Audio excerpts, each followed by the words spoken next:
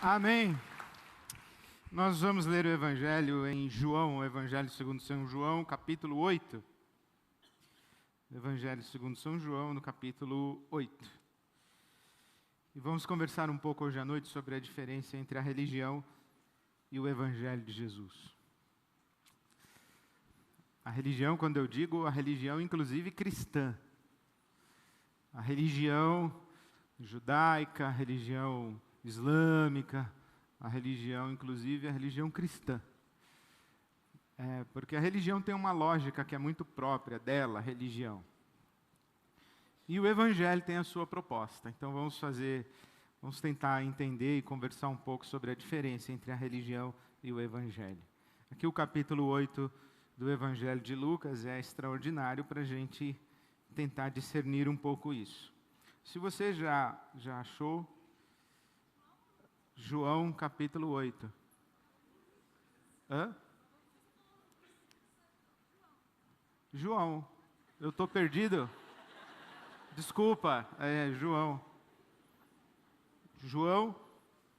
João capítulo 8. Tá bom? Então vamos orar para a gente não se perder mais. Me acompanhe em oração. Você que está em casa também, junte-se a nós em oração. Deus nosso Pai, te damos graças por essa noite e pela Tua presença conosco, sobre nós. E pedimos-te a Tua palavra que seja frutífera nos nossos corações, para o nosso bem e para a glória do Teu nome. Pedimos-te assim em nome de Jesus. Amém. Jesus foi para o Monte das Oliveiras e, ao amanhecer o dia, ele apareceu novamente no templo em Jerusalém, onde todo o povo se reuniu ao seu redor e ele se assentou para ensinar ao povo. João capítulo 8, versículo 3, os mestres da lei e os fariseus, aí se você quiser pode colocar os religiosos, trouxeram-lhe uma mulher surpreendida ou flagrada em adultério. Fizeram-na ficar em pé diante de todos e disseram a Jesus: Mestre, esta mulher foi surpreendida em ato de adultério.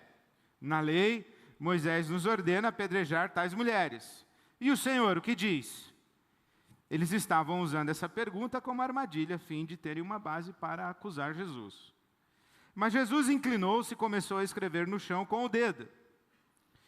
Visto que continuavam a interrogá-lo, ele se levantou e lhes disse: Se alguém de vocês estiver sem pecado, seja o primeiro a tirar pedra nela. Inclinou-se novamente e continuou escrevendo no chão. Os que o ouviram foram saindo, um de cada vez, começando pelos mais velhos. Jesus ficou só com a mulher em pé diante dele. Então Jesus pôs-se em pé e perguntou-lhe: Mulher, onde estão eles? Ninguém a condenou? Ninguém, Senhor, disse ela. Declarou Jesus: Eu também não a condeno. Agora vá e abandone sua vida de pecado. Amém. Há várias personagens aqui nesse texto.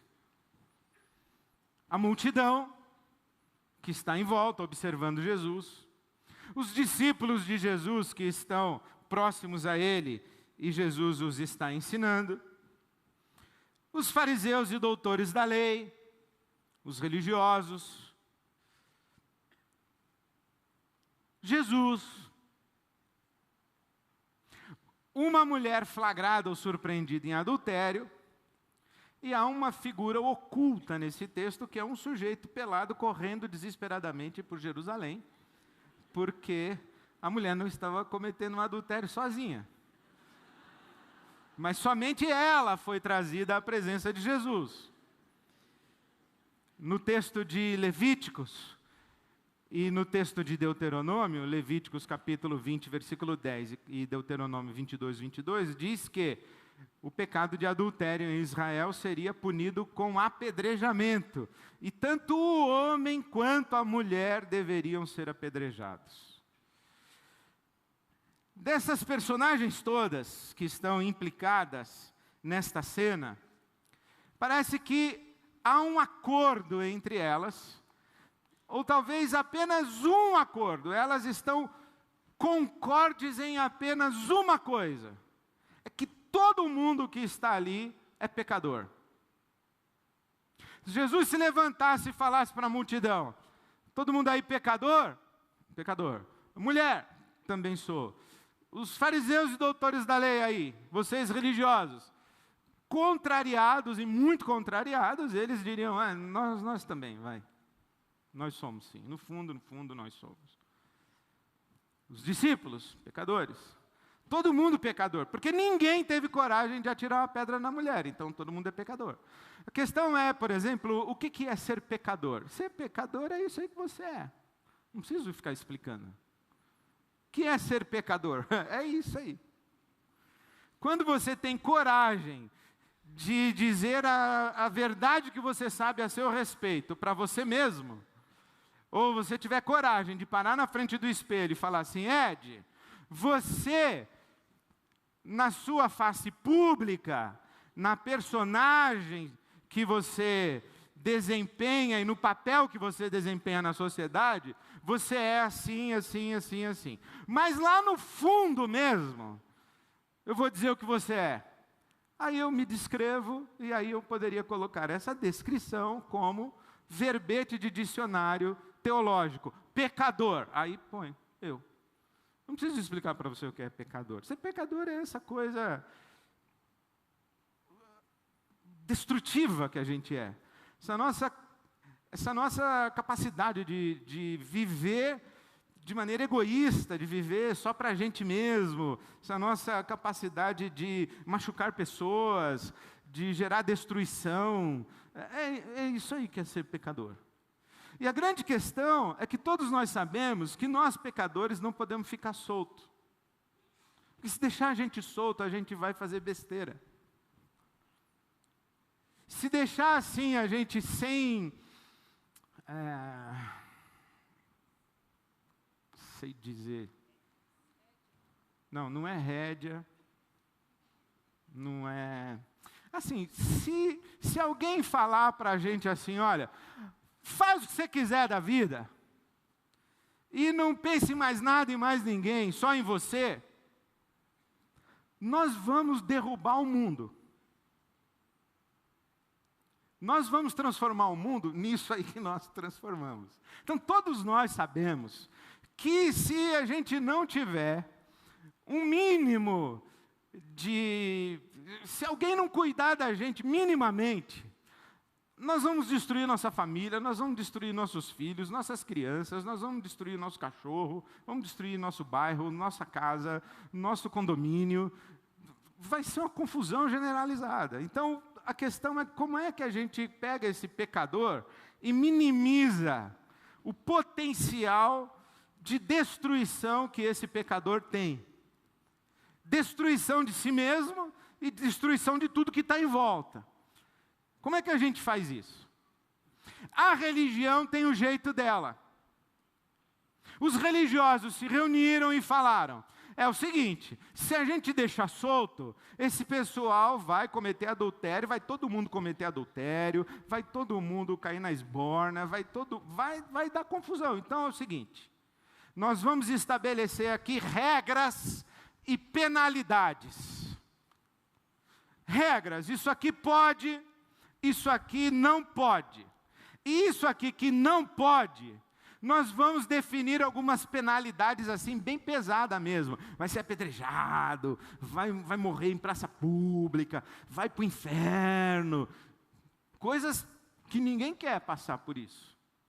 Então, regras e penalidades. Para que regras e penalidades? Para tentar conter essa força avassaladora de destruição que existe dentro de todo mundo que é pecador. O problema é que regras e penalidades não resolvem. Regras e penalidades geram em nós uma sensação de que o que é bom mesmo da vida está lá. Por exemplo, hambúrguer, cheeseburger, pode? Não pode, está lá. Salada, pode. Pode. Picanha, sem a gordurinha, pode. Mas não, aí... A gente tem a sensação que o cara lá que você gosta de ouvir disse: tudo que eu gosto é ilegal, é imoral ou engorda. E nós fazemos brincadeiras com isso. Estou fazendo dieta há 2 semanas, perdi 15 dias. A gente tem essa sensação. Por exemplo, você fica assistindo National Geographic na TV a cabo. Não tem graça, meu, jacaré, documentário sobre... a gente quer ver uns negócios mais assim, Babilônia mesmo. Porque não pode. Então a gente tem essa sensação de que o que pode é muito sem graça. E o que é bom mesmo é o que não pode. Aí a gente fica com uma certa frustração, com uma sensação de que a gente, que é religioso, não vai fazer aquelas coisas que não pode. Mas a gente fica com uma frustração e uma sensação de que a gente está perdendo o melhor da vida. E nós estamos aqui, por exemplo, cantando no culto. Isso faz lembrar a história que eu vi lá na Bahia, que domingo de sol, a Igreja Batista reunida na Bahia. Esse meu amigo que me contou lá da Bahia. Falou, domingo de sol, a igreja reunida, os diáconos de terno e gravata. O pastor pediu para um diácono orar, domingão, ensolarado. O diácono levanta e diz assim: Deus nosso Pai, te damos graças, porque não somos como os demais. Estamos aqui estudando a Tua palavra, louvando o Teu nome, enquanto os demais estão na praia, no sol, tomando aquela cervejinha geladinha. A gente tem essa sensação de que o que é bom mesmo está lá. E aí a gente tem uma sensação também, desculpe minha expressão, de que Deus foi muito sacana com a gente. Que Ele proibiu a gente de fazer as coisas mais legais da vida. Regras e penalidades. Aí a gente fica naquele vai, não vai, o diabo tentando, mas a gente lembra, se você for, vai ser apedrejado, hein? Se alguém descobrir, o diabo vai vir puxar até o pé à noite, tem maldição hereditária, tem, uns negócios brabo. Você vai sair fora da visão, você vai estar em rebeldia, o apóstolo vai tirar a mão da sua cabeça. O gafanhoto vai passar na sua casa. Você daqui a pouco está com câncer, daqui a pouco você perdeu o seu emprego. Porque regras e penalidades. Mas você morre de vontade de ir, mas não vai. Por quê? Porque tem medo. Só que você não consegue não ir. Aí de vez em quando você vai.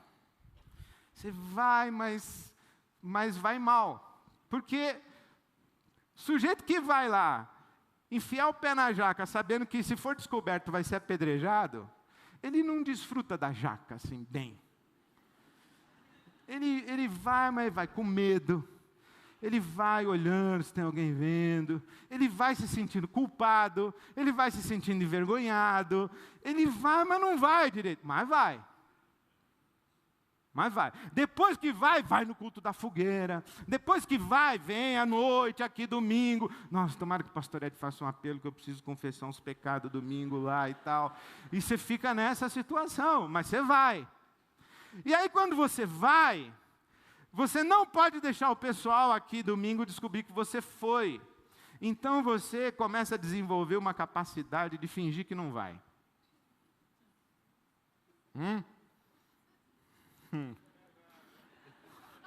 Te conheço, meu. Seu nome? Você começa a desenvolver uma capacidade de fingir que não vai. A Bíblia chama isso de hipocrisia. Você se torna uma pessoa que vive de fachada. Aí você começa a desenvolver uma vida dupla. Para mim é ótimo que você faça isso.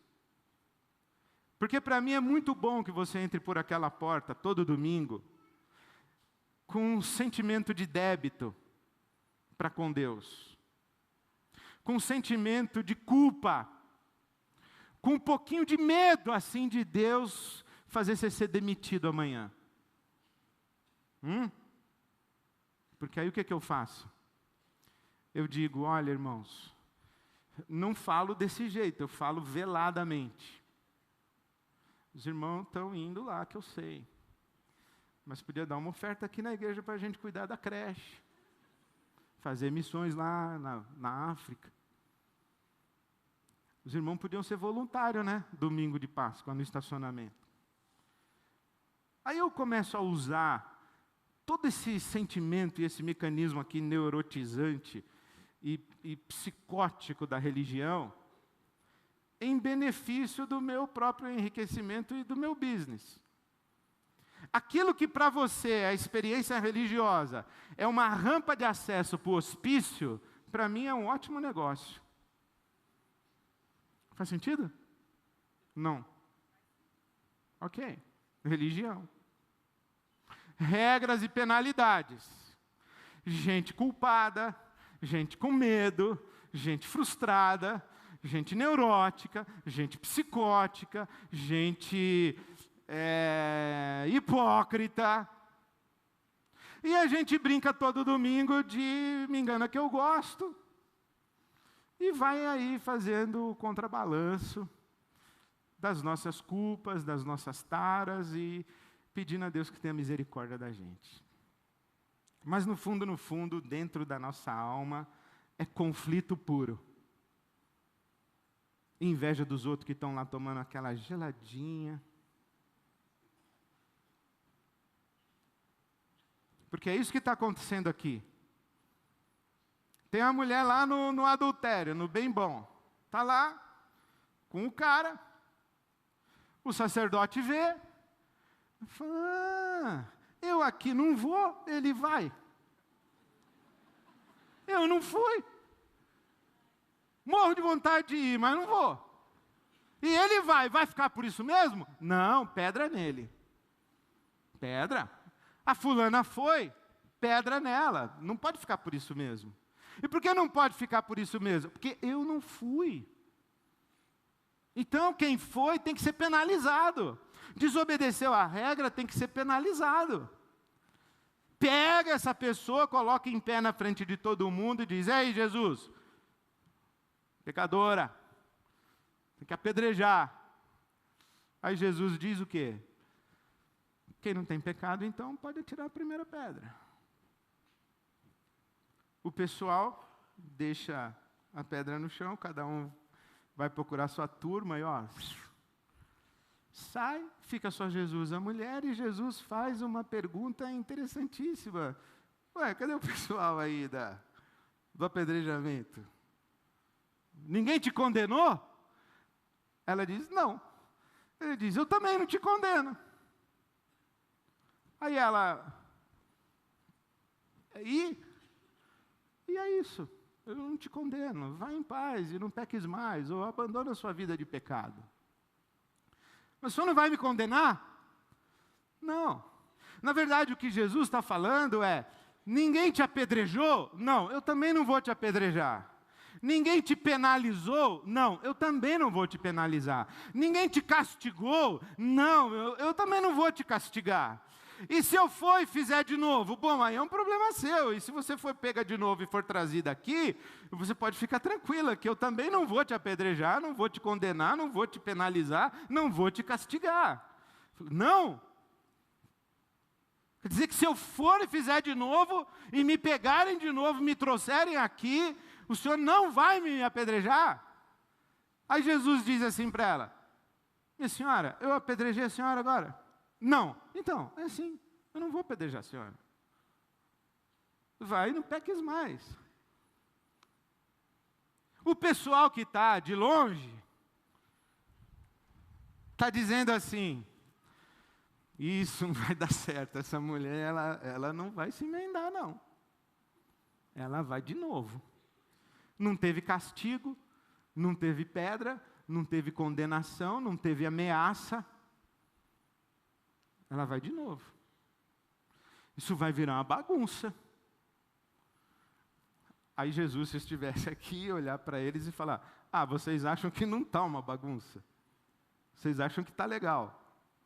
Esse pessoal neurótico, psicótico, hipócrita, culpado, frustrado, amargurado, infeliz, manipulado, vocês acham que está legal isso? Isso aí está bom para vocês? E aí, quando você se percebe diante de Jesus e Ele diz: eu também não te condeno, você descobre algumas coisas que talvez nunca tinham passado pela sua cabeça antes. A primeira coisa que você descobre é que Deus não é um problema mais para você. A primeira coisa que você descobre é que Deus te ama e você não precisa ter mais medo dele, nem do castigo dele, nem da pedra, nem de ir para o inferno, nem de nada. Na Bíblia Sagrada não diz isso, 1 de João 4:18. No amor não há medo, porque o amor lança fora todo o medo. Aí eu descubro que Deus me ama, eu perco o medo dele. Porque o que me impedia de ir lá? É que eu não tinha vontade? É que eu não gostava? O que me impedia de ir lá é que eu tinha medo de ir lá, ser flagrado e ser apedrejado. Mas agora que eu descobri que eu não vou ser mais apedrejado, eu olho para Deus e digo: não estou entendendo o Senhor. Eu sempre achei que o Senhor fosse um problema para mim, que o Senhor fosse o estraga-prazeres da minha vida, que o Senhor fosse o cara que ficava dizendo para mim que eu não posso, que eu não posso, que eu não posso, e colocando uma gaiola em volta de mim, colocando cercas, colocando uma bitola estreita para mim: não pode isso, não pode, não pode, não pode, não pode. Eu sempre achei que o Senhor é que estragava a minha vida. Aí Deus diz assim: não, é que você entendeu errado. Aí você descobre uma segunda coisa, você descobre que aquilo que você considerava uma proibição, não era uma proibição, era uma informação extraordinária. Você achava que quando Deus disse assim: não coma da árvore do conhecimento do bem e do mal, Ele estava dizendo assim para você: essa árvore aqui é maravilhosa, gostosa, essa árvore daqui dá para você uma experiência de prazer e de plenitude, que é a coisa mais maravilhosa do mundo, mas você está proibido de comer. Entendeu? Você está proibido de comer. Porque se você comer, eu mando você para o inferno. Eu mando o diabo puxar seu pé. E antes disso, eu ainda te apedrejo em praça pública. Você está entendendo? E você ficou olhando para aquela árvore, salivando e com medo de Deus. Mas quando você descobriu que Ele não condenou você, você falou: opa, o que aconteceu aqui? Aí você descobre que Deus não deu a você uma proibição, deu a você uma informação. É mais ou menos assim, eu compro um sítio, e o meu sítio tem árvores e tem um pomar maravilhoso, e os meus filhos brincam de balanço e correm, e eles sobem na árvore, descem, mergulham na cachoeira, comem as frutas mais fresquinhas e deliciosas pegando do pé. Só que nesse meu sítio tem uma frutinha vermelhinha, que eu descobri que é veneno, que se eles comerem eles morrem. Aí eu fui e limpei tudo que eu podia dessa frutinha vermelhinha, mas eu não consegui limpar tudo. Eu tenho medo de que eles achem ainda uma frutinha vermelhinha, porque eu sei que tem. De vez em quando eu penso que eu arranquei e matei, mas ela aparece de novo no outro ano. Então eu chamei meus filhos, coloquei dentro de uma tigelinha um monte de frutinha vermelhinha e falei para eles: vocês podem comer tudo que vocês acharem aqui no sítio do papai. Dessa frutinha vermelhinha não come, senão vocês vão morrer. Aí eles vão brincar, e eles estão lá com a frutinha vermelhinha, e chega alguém e diz assim: e aí, não vai comer essa frutinha vermelhinha? Meu pai proibiu. Não, não é que o pai proibiu. O meu pai me ensinou que se eu comer, eu vou morrer. É por isso que eu não vou comer. Aí esse alguém diz assim, mentira! Essa frutinha aí é a melhor coisa que tem aqui no sítio do teu pai. Ele só não quer que você coma porque ele quer comer tudo sozinho. Teu pai é malandro. Você não vai morrer coisa nenhuma. Eu conheço um monte de moleque aqui na Redondeza que come dessa frutinha e não morreu nenhum até hoje. E aí você começa a olhar para aquela frutinha e fica salivando. E você começa a dizer assim, esse meu pai deu essas mexericas aí para comer e essa frutinha que ele proibiu. Esse meu pai me sacaneou. Bom mesmo deve ser essa frutinha. Só que você não entendeu que o seu pai não proibiu você. Ele deu para você uma informação maravilhosa. Aí você descobre mais. Você come da frutinha e você não morre de imediato. E quando você come, ela é deliciosa. É muito gostosa. Aí você come uma, olha para sua irmã, não morri. Aí a sua irmã, desconfiadinha, esperar um pouco mais aí, ver se você morre. Não morreu. Aí come, e come, e come mais, e come mais. E você vai comendo, comendo, e no começo é gostoso mesmo. Porque quem aqui discorda que o pecado no começo é bom? Já pequei e não foi bom. No começo. Está vendo? Todo mundo é pecador mesmo. Já. É bom, não é? É bom. No começo é muito bom. Pensa um pecado assim que você gosta bastante. Esse aí. Por exemplo, comer leite condensado. Primeira colherada, segunda, uma delícia. Quando você chega lá pela 18ª, já está um pouco... Né? Porque o pecado, ele tem uma coisa assim, olha, o pecado é assim, no começo é bom, depois ele vai ficando meio sem graça, depois ele joga você num vazio, num baque, depois ele joga você num tédio, e depois você já quer se livrar daquele negócio, mas você não consegue mais. Você se tornou escravo daquilo. Só que o pior, você se tornou escravo de uma coisa que nem te dá prazer mais. Faz sentido o que eu estou falando?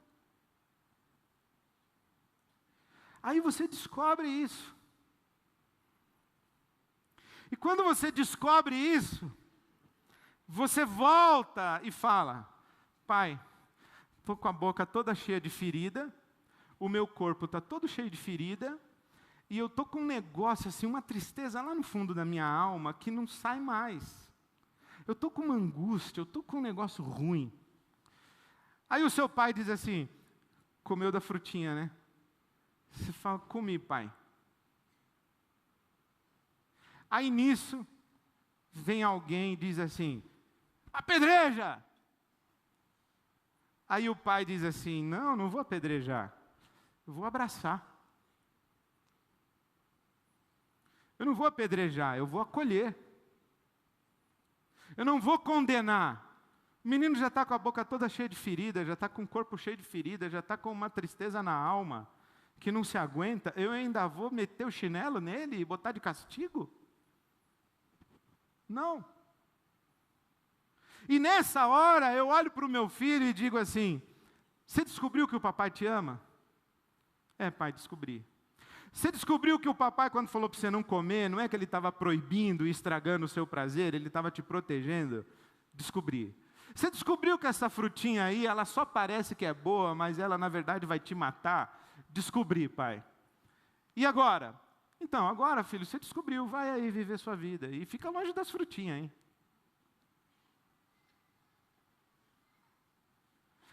O que a gente descobre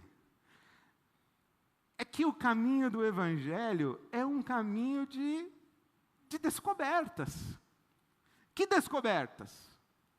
A descoberta de que Deus nos ama, a descoberta de que Deus nos protege, a descoberta de que as proibições que nós achávamos que eram proibições, na verdade eram informações extraordinárias, e que Deus, através dessas informações, estava nos protegendo, e a gente descobre que aquilo que a gente acha que é maravilhoso e vai dar felicidade para a gente, na verdade, com o passar do tempo, vai fazer mal e vai fazer a gente morrer. Agora, lembra de uma outra história que Jesus contou? Essa aqui aconteceu, isso aqui foi um fato. Agora, tem uma história que Jesus contou, que é a história dos 2 filhos. Um virou para o pai e falou assim: ô pai, é o seguinte, eu estou aqui trabalhando na sua fazenda, mas eu estou achando que o melhor mesmo está lá. Então me dá parte da minha herança que eu vou embora. O senhor está atrapalhando a minha vida. E trabalhando aqui na sua fazenda, eu estou achando que eu estou perdendo o melhor da vida. Eu vou vazar, vou embora. O pai dá a parte dele da herança e ele vai. Viver como bem entende, sem limites. E quando ele chega lá, ele começa a curtir, depois começa a ficar sem graça, depois começa a experimentar, aquele menino começa a experimentar o que o Nelson Rodrigues chamava do maldito tédio da carne. O maldito tédio da carne. Ele começa a experimentar um maldito tédio, e daqui a pouco ele diz assim: o que eu estou fazendo aqui? Isso aqui não está me levando a lugar nenhum. Acho que eu vou voltar para o meu pai. Aí ele volta. Mas o irmão dele, que era da Igreja Batista de Água Branca, falou assim: vai ficar por isso mesmo? Não vai apedrejar? Não vai mandar para o inferno? Não vai... Vai ficar por isso mesmo? Não vai condenar? Não vai...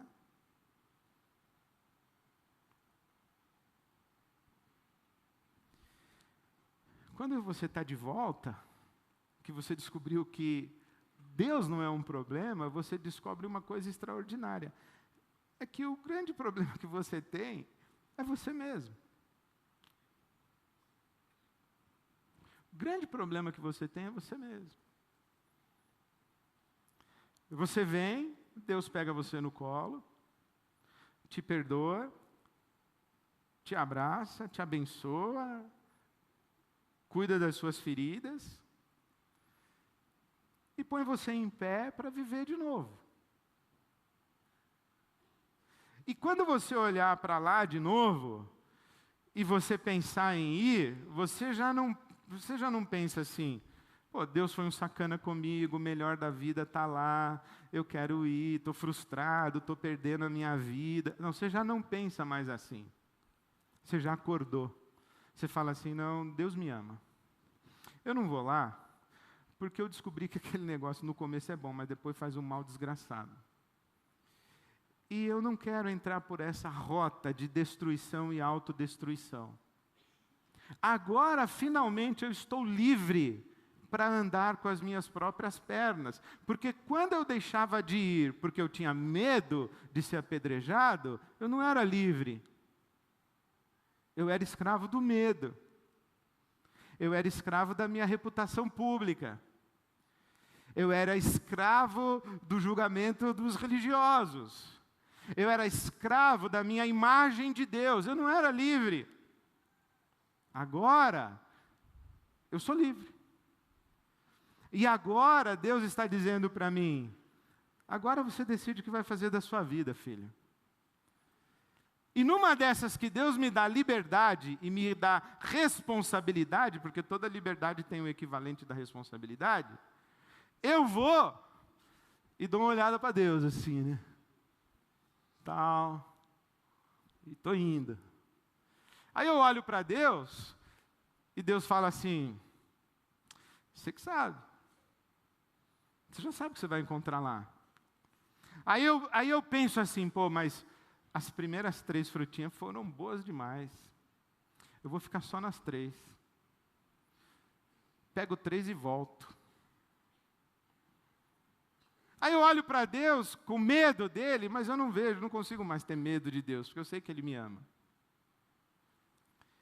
E eu já não estou mais iludido com aquilo ali.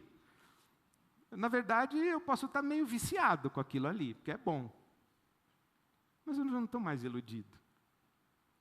Agora sim eu estou livre para andar com as minhas próprias pernas. E eu olho para Deus e digo, Deus, essa semana eu comi da frutinha lá. Deus fala, pensa que eu não vi? E aí, o senhor vai me castigar? Deus fala, está me estranhando? Então quer dizer que eu posso ir? Aí Deus fala, duh.